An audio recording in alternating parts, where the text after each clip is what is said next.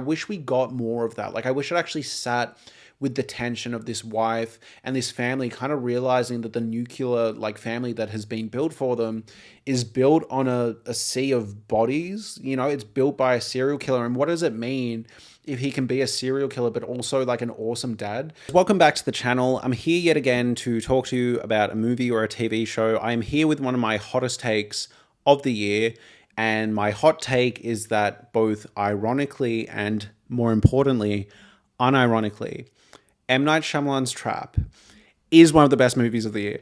I know, all right? I know, like, this has a bad Rotten Tomatoes score. I think it's too harsh. This movie is full of strange dialogue. It's full of plot holes. And on top of that, it is not delivering on what the trailer was giving, all right? The trailer was giving the vibe of like, oh, he's like going home and like torturing a man and like, you know, it's a race against time to stop him and it's going to get really gritty and dark and disturbing. No, this movie is a dark comedy.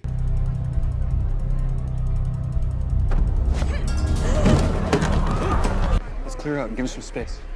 All right. But if you watch this movie as a dark comedy, it's hilarious. And on top of that, I think it has a lot to say and a lot of really interesting elements working around it in regards to parenting and being a dad and just like uncomfortable social situations.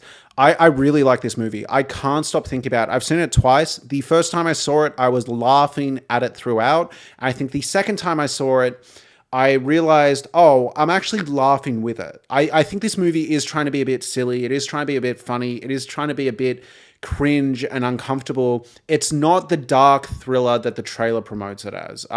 The fact that the main character is a murderer is kind of like secondary to the fact that he's a dad. And on rewatch, that feels very intentional. So I want this video to work if you've seen the movie or if you haven't seen the movie. Honestly, all you need to do is watch the trailer and you'll be able to keep up with this video. But I just want to explain why I think this movie is actually a lot better than people are giving it credit for, as well as the fact that I think a lot of the disdain this movie is getting is just because it's a matter of expectations. All right, so for those of you who don't know, who haven't seen the movie, the basic plot of this movie, right, is a dad and a daughter are going to the concert. The movie literally opens, right, like right when they're arriving at the concert. I love that this movie just gets into its hooky premise from the jump. From there, very quickly, all right, very quickly, you get the sense that he's a good dad. He really cares. It's a really funny performance because you can tell that he's trying to pretend to understand and be interested in his daughter's shit. And like, the daughter is buying it, right? The daughter sees him, is like, wow, dad, you're such a good dad. But like us in the audience can tell that it's like this kind of like fake enthusiasm that he's really trying to get across because he loves his daughter so much. It's a really good performance in my opinion, even though it feels so strange. I think that strangeness is intentional. Regardless, you get the sense that he's a really good, caring, involved dad, especially compared to a lot of dads. And they're at the Lady Raven concert. The Lady Raven is played by M. Night Shyamalan's daughter. This is her like big debut. She actually wrote all the music in this movie. She's great, by the way. And a lot of the songs that we see in this movie, in my opinion, are better than a lot of songs we hear in the radio. Like, they're genuinely like excellent songs. Regardless, very quickly you find out, right, that the main character, the dad, is a serial killer. And not only that, but the concert they're at is actually like kind of rigged and set up, and there's a bunch of like police and FBI surrounding the place because somehow the FBI have got word that the serial killer they are on the hunt for is going to be at this concert. They don't know what he looks like though, and that is a bit convoluted, but you just need to get past it. Regardless, what they are going to do is they have an FBI profiler that's training all these FBI members to basically look for certain tells, look for certain signs, and conduct interviews on the way out so they can figure out which one of the bunch of men that are at this concert is the real serial killer. So that is the setup, right? So he can't escape this concert because there's a police presence everywhere, and they're going to eventually interview every single guy that tries to leave and figure out who is the serial killer. They're going to be like, where were you? What was your childhood like? Yada, yada, yada, right? And obviously, he doesn't want to get caught because he's addicted to killing people. So this movie plays out as like a really dark comedy and kind of like a Hitchcockian bomb under the table sort sort of thing, where this dad is constantly trying to figure out and thwart the FBI. He's trying to figure out, okay, how can I get out of this concert if every single exit is blocked? That is the movie. And I think if you go into it expecting it to be like Dharma or this thing where it's like cutting back and giving like a really interesting origin story about what makes this serial killer tick, you're going to be sorely disappointed, because what this movie is really interested in is the tension instead being, will he disappoint his daughter? The tension of this movie, especially on rewatch, if you watch it again and go into it with this in mind, the tension of this movie is not, oh my God, is the serial killer going to get caught? Or, oh my God, is someone going to die? Is the serial killer going to murder this man? The tension of the movie is, oh, is he going to disappoint his daughter if she finds out that his daddy is actually a serial killer? That's not very nice at all. That is the tension of the movie. And I get why that pisses a lot of crime and thriller fans off, because really it almost feels like a family movie in disguise. That's what I love about this movie. I think it's so much more interesting. If this was like a wannabe Fincher movie, if this was trying to be Seven or even Gone Girl, these plot holes, this annoying, strange dialogue would piss me off so much. But because this movie is trying to be a fun, silly, like reflection and commentary on how awkward and difficult it is to be a parent and the importance of parents and the relationship between daughters and dads, I think the movie gets away with so much. Like, there is so much cheesy dialogue in this movie and interesting framing and dumb, silly plot holes, but it's like, the movie's so much fun that you don't care. Like, I don't need to see how he changed costume into an FBI costume at a certain point. There's a point where he escapes being surrounded by police and then shows up in like an FBI outfit and then later shows up in a different outfit. I can do the guesswork. I can assume that he knocked out someone. He's a big dude, right? I can assume he knocked out someone and took their costume, all right? Like, that's not what the movie is interested. What the movie is interested in is the double life between trying to be a actually good dad and a serial killer, because Josh Hartnett's role in this movie, like his performance as being a father that is, you know, doing his best to be interested in this dumb, silly pop star he doesn't care about, is really, really convincing. And on top of that, if you watch it again, it's actually really impressive that they hold off on how dark and jaded he is till the very end. I think there's this really good thing this movie does where you only get to know the dad through the daughter's eyes. The version of the main character we get is this performance he's playing as being like a really, you know, involved, caring, goofy, silly dad. So when he finally steps into being the cold serial killer, it feels like a serious change. And the big question at the end of the movie is he more the caring, silly, goofy, lovable guy, or is he this dark passenger?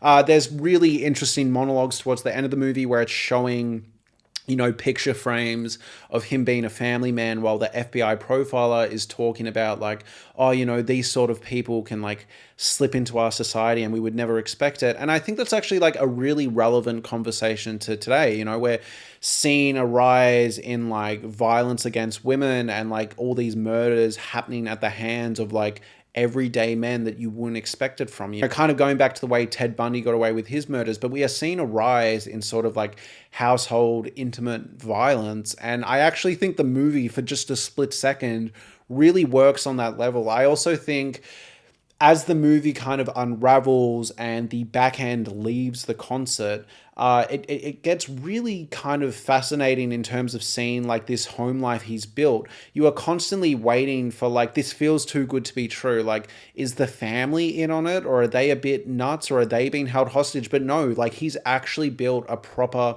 impressive, like nuclear family for himself. And it's like, to what end? Like, does he care about them? And all these questions aren't really answered. I think that's what makes the movie interesting. My favorite thing about this movie is, again, yes, I know if you've seen the movie, like it's silly. It's really silly, but I don't think I'm actually reaching here. I think this is what the movie's going for. I love that the movie opens at his downfall.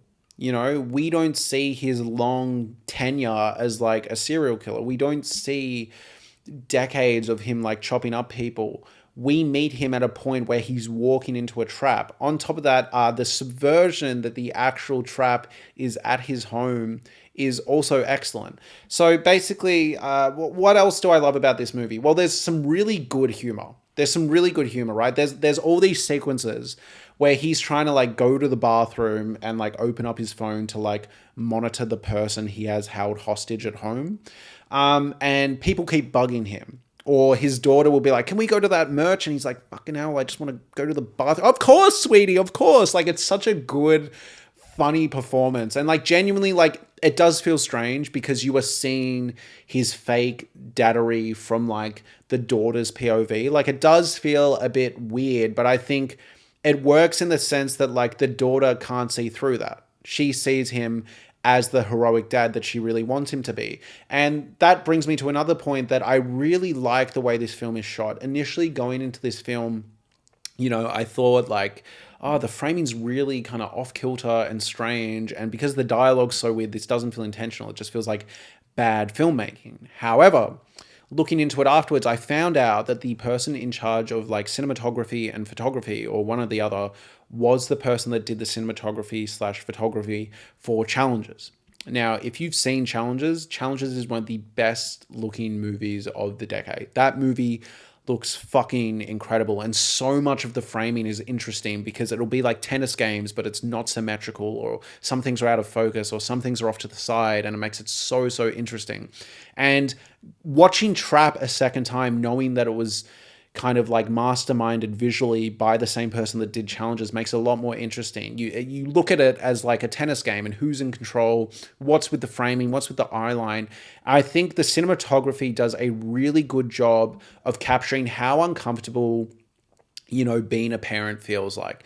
Having to pretend to be really interested in what your daughter's interested, even though in your spare time, you are never going to care about a random pop star, right? Having to, you know, deal with annoying ball breaker mums that stop you while you're trying to go to the bathroom and check on the person you have locked up at home. Like, super interesting stuff. There's this great character, this annoying like mum who just clearly wants to get a rise out of him because no matter what answer he gives her, she's not happy. She's like, we need to set up a play date, and he's trying to like not break and not be annoyed. There's this great moment where she goes, you know, I have a dark side. You don't want to mess with me. And there's so much good humor there. And the framing makes it feel like dumb B-grade silly stuff. But I actually don't really agree. I know Maxine was a movie that its whole mission, right, was to be a B-grade movie with A-movie ideas. I think this is that. I think Trap is a kind of like well-made, silly movie with A ideas. I think the ideas in this movie are really excellent. And the reason I brought up the framing before is because my bigger point here is when we watch Challenges, right, and it's got all this intimate, close framing of these attractive, sweaty people playing tennis and being horny, right? It looks awesome. It's made for edits. It looks incredible, right? It looks sick, and they look powerful and athletic. Whereas when you take the clinical closeness, precise, like visual language of Challenges and apply it to M. Night Shyamalan's characters in Trap, who are basically lost people, embarrassing dads whose, you know, best years are behind them, it does feel goofy. It does feel silly. And I think the intimate framing does a really good job of kind of highlighting how out of place Josh Hartnett's character feels in this world. And yes, obviously it's because he's a murderer, but I think even if you remove the murderer angle, I think it does a really good job of visually conveying this kind of tension that comes with pretending to be interested in the things your, you know, loved ones care about, you know? Oftentimes when you love someone, whether it's your daughter or your partner, you know, you have to do a bit of work to be interested in the things they're interested in, and go to things that maybe you would rather not do because that's what you do when you're in these relationship dynamics. They have the worst ideas. They do. You ever get to this one, they'll be like, you want to go to brunch? You want to go to brunch on Sunday?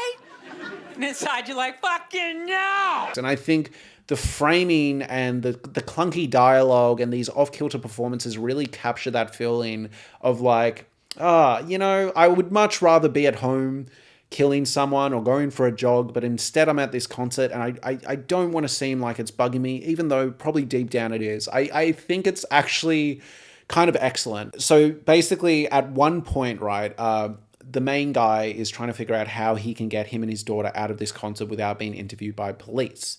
And eventually he goes, oh, maybe if I get her to be the random person in the crowd to be, selected to go on stage, we can go out round the back way, because he found out earlier in the movie that's the only way you can get out aside from these police checks.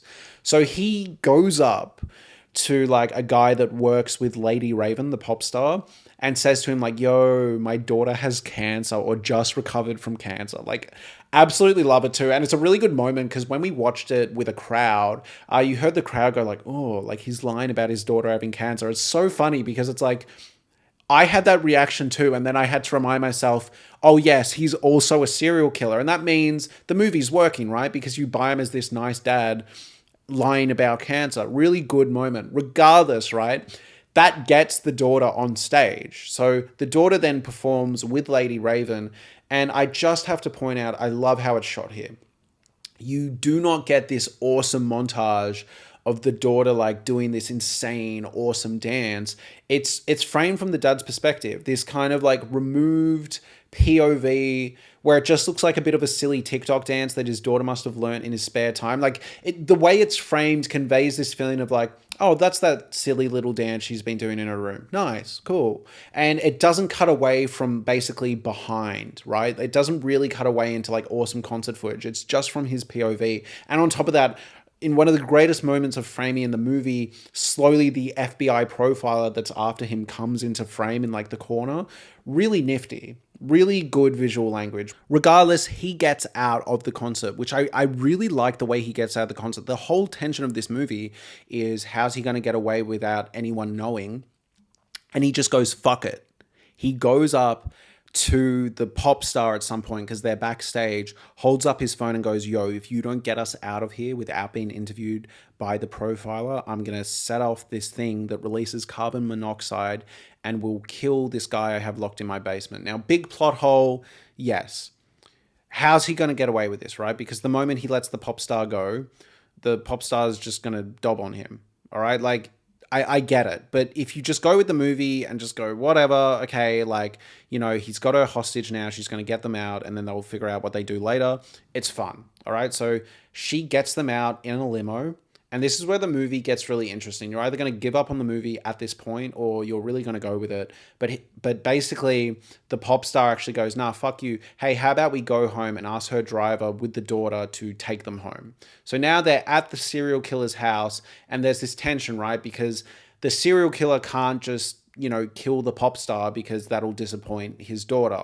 And now the pop star is at his home, at his place of living with his family, and he's trapped. Like the real trap of the movie is actually the fact that now he's trapped in his own home and he can't do what he needs to do, which is kill the pop star because, people are going to find out that a pop star's dead and also his family's around. And this is where the movie starts really just going for the fences. Like it gets silly and convoluted, and he escapes the FBI like 70,000 times. And it really does kind of jump the shark in like a really fun way. So one of the most interesting parts of this movie is actually how it wraps up. So throughout the whole movie, I was like, I'm enjoying this fun premise, but how did the FBI know that he was going to be at the concert without knowing who he is? Like, this doesn't really make sense. This is a bit of a plot hole, and I guess I just need to ignore it because they're not going to explain it. Turns out they do explain it. So what actually happened is the mum had a feeling, right? The mum had a feeling. The wife of the serial killer had a feeling that the serial killer was actually just cheating on her, right? Very Dexter Morgan sort of vibe. She had a feeling that he was cheating on her. But then she also was like, that doesn't seem like him, but there's something not right. He's coming home with all these strange gifts, which are souvenirs from the murders. He's been weird. And through some convoluted reason, she found out where one of his little spare houses were. And she dropped a piece of a concert ticket there. And then she called up the FBI and were like, I think there's a murderer at this house. And they found that little piece of concert ticket. And her reasoning here was, I didn't know if you were a serial killer or not, and I couldn't accuse you of that, and I couldn't dob you into the police like by name with my name, because if you weren't a serial killer, you would dump me and leave me. But I had enough of a feeling that you were a serial killer that I thought maybe if I leave a little breadcrumb for the FBI to follow, they'll find out either way. And if they find out you're not a serial killer, then, you never knew I thought you might have been. And if they do find out you're a serial killer, I mean, thank God I was right. This is really interesting. Is it a bit silly? Is it a bit convoluted? Like, it is. It's really silly. All right. But I think what it has to say about trust in marriages and relationships and how well do you really know the other person actually kind of fucking slaps. Like, they're having this really interesting conversation where he's talking about the fact that, like, oh, I used to be able to keep my two lives separate. She makes this really interesting point where she's like, one time we were going for like a walk or something, and you told like a white lie about how like you couldn't help someone because you had gardening. It was a white lie like that, like he told a lie of like, oh, I can't do that because I'm away this weekend or something like that, right? And she's like, and I was taken aback by the fact that you lied so easily. Like, it just came out of you. And it's like, if you lie so easily about that, what else do you lie about? And it's like, it's, again, a bit contrived and a bit convoluted, and you have to make a lot of like leaps. But I think what it's trying to say about like trust in relationships is super fascinating. I love that was enough of a seed for her to really question who he is and his behavior. Like, I don't know, it kind of worked for me, and I wish we got more of that. Like, I wish it actually sat with the tension of this wife and this family kind of realizing that the nuclear like family that has been built for them is built on a sea of bodies. It's built by a serial killer. And what does it mean if he can be a serial killer but also like an awesome dad? There's this great little moment where the family jump in front of his car to like stop him from leaving, and he doesn't drive through them. He can't do it because he's still a bit of a father. So he's trying to escape from the FBI sting at his house at a certain point, and they're standing in front of him, and he gets out of the car and knows that, at this point, this is the end for him. And he basically just starts saying like, oh, wife, make sure you like sort out the insurance. And daughter, I'm always so proud of you. And Billy, make sure you pump up the tires on your bike. Like, a really interesting moment. And yes, does it feel silly and goofy as you're watching it? For sure. But I think if you look at this movie as the tension is, can he maintain his kind of good guy persona throughout being caught as a serial killer? I think that's what makes the movie really interesting. On top of that, his victory at the end, right? The fact that he might be able to escape from the FBI is kind of like him being delusional, right? Because the real big tension here is the fact that he still wants his daughter to love him. And like, she knows who he is now. She knows. Lady Raven has told her. The news has told her. Like, it's already too late. But in his head, he still thinks he can somehow, figure it out. Also, maybe the even better point here is not like, oh, I'm going to get back to my family. He feels free because his family knows who he is. That's over, and now he can just live as an anonymous on-the-run serial killer and not have to like maintain a family anymore and this good guy image. Maybe he can just be a weird sicko that he's always wanted to be. I mean, you could look at it that way as well. It's not perfect. There's a lot of really silly, dumb stuff in the movie. There is probably the worst line of the movie is when he locks his whole family in the daughter's bedroom, and then he's escaping in his car, and Lady Raven, the pop star, is like doing this weird imitation of like what she imagines his mum to be like to like calm him down.